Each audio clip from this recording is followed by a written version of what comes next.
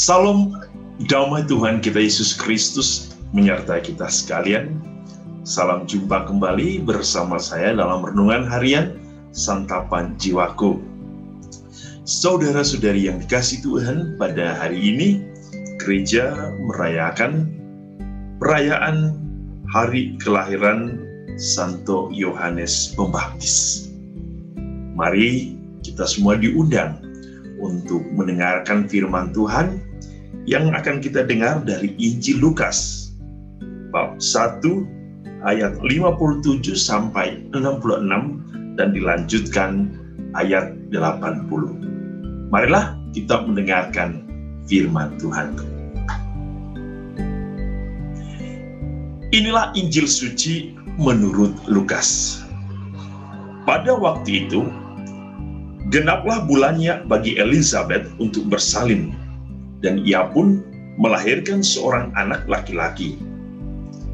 Ketika tetangga-tetangganya serta sanak saudaranya mendengar bahwa Tuhan telah menunjukkan rahmat-Nya yang begitu besar kepadanya, bersukacitalah mereka bersama-sama dengan dia.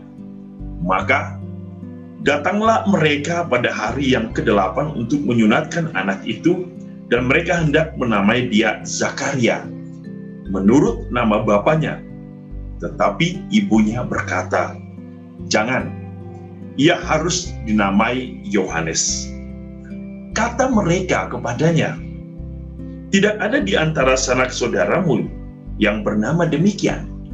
Lalu mereka memberi isyarat kepada bapaknya untuk bertanya, nama apa yang hendak diberikannya kepada anaknya itu.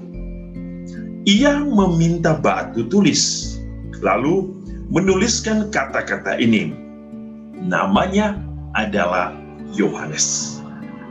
Dan mereka pun heran semuanya. Dan seketika itu juga terbukalah mulutnya dan terlepaslah lidahnya. Lalu ia berkata-kata dan memuji Allah.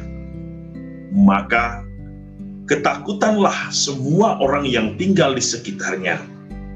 Dan segala peristiwa itu menjadi buah tutur di seluruh pegunungan Yudea.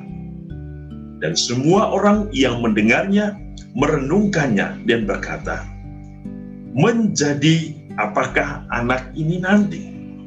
Sebab tangan Tuhan menyertai dia." Adapun anak itu bertambah besar dan makin kuat rohnya. Ia tinggal di padang gurun sampai pada hari ia harus menampakkan diri kepada Israel. Demikianlah sabda Tuhan, terpujilah Kristus.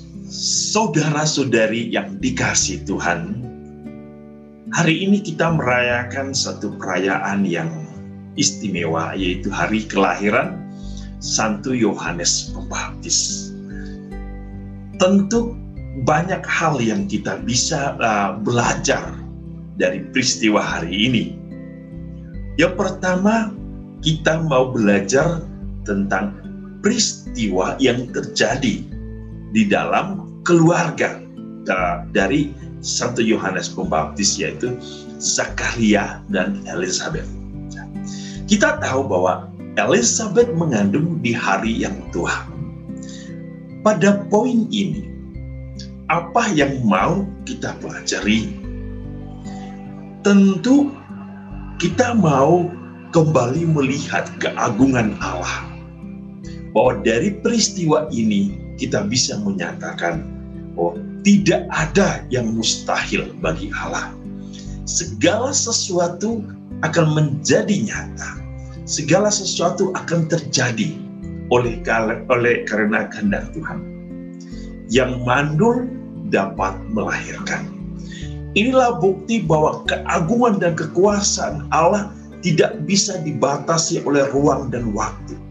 Tidak bisa dibatasi oleh kekuasaan apapun, apalagi kekuasaan manusia. Allah berkuasa atas kehidupan manusia.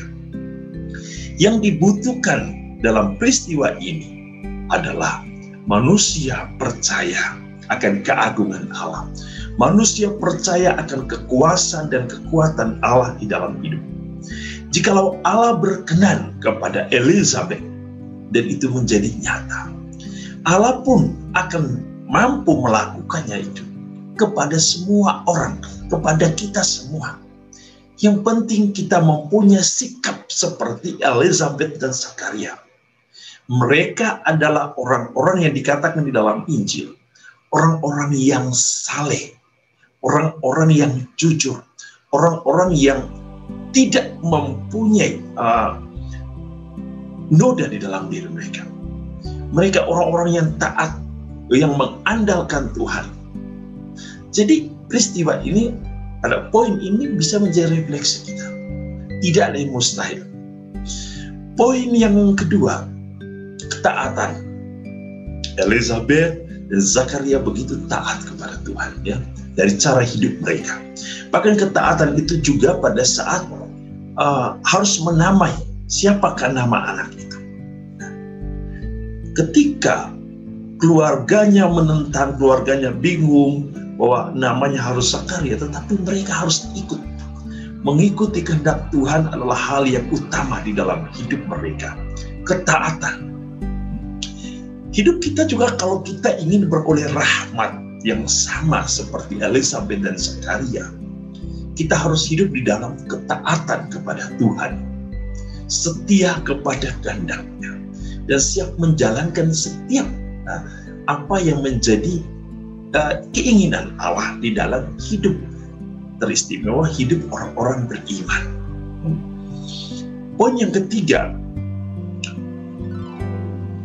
peristiwa kelahiran Yohanes sudah menjadi prediksi. Ada prediksi bahwa ada sesuatu yang akan terjadi dalam diri Yohanes.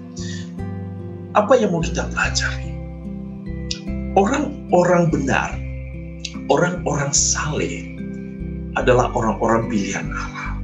Tetapi bukan berarti mereka tidak berhadapan dengan tantangan. Mereka tidak punya kesulitan, mereka tidak punya godaan, mereka tidak punya permasalahan. Mereka juga mengalami hal yang sama. Yohanes adalah seorang laki-laki yang tumbuh kuat dengan kebijaksanaan Allah. Ia saleh di hadapan Allah. Ia setia kepada Allah. Tapi kita tahu tantangan begitu banyak yang harus dihadapi oleh Yohanes. Ditolak, bahkan akhirnya dibunuh oleh Herodes. Di sini mau mengatakan kesalehan hidup adalah hal yang berkenan di hadapan Tuhan. Tetapi di balik itu selalu ada perjuangan, ada selalu tantangan dan permasalahan yang harus dihadapi.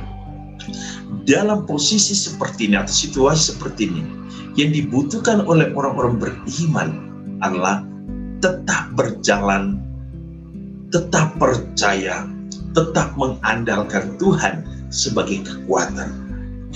Mungkin orang bisa melenyapkan, membunuh tubuh kita, tetapi mereka tidak bisa membunuh jiwa kita.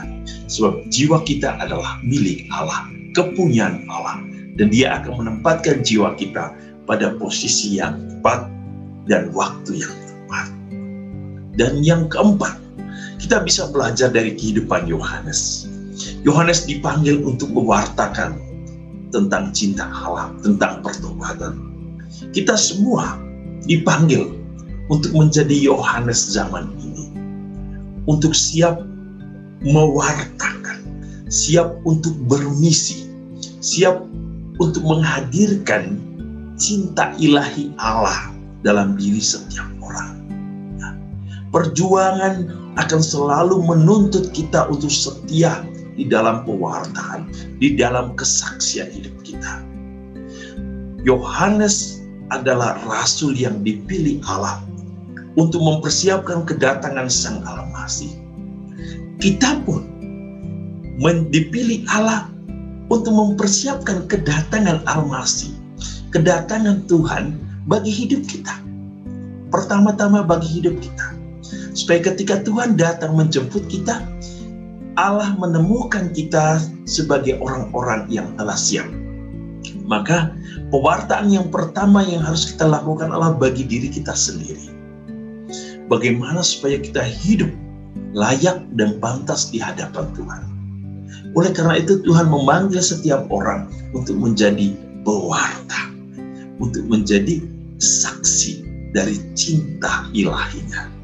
Dan yang terakhir, dalam perayaan kelahiran Yohanes, kita semua diingatkan untuk hidup di dalam kesucian, di dalam kekudusan. Kelahiran selalu memberikan arti bagi kita, yaitu kehidupan baru. Kehidupan baru orang beriman adalah kehidupan di dalam Allah. Kehidupan yang dijalani di dalam situasi dan kondisi rahmat. Maka marilah saudara-saudari, bersama Santo Yohanes Pembaptis, kita mau hidup di dalam ketulusan, kesucian, dan kekudusan, dan kita mau terus-menerus diperbaharui di dalam kehidupan iman kita oleh Roh dan cinta Allah.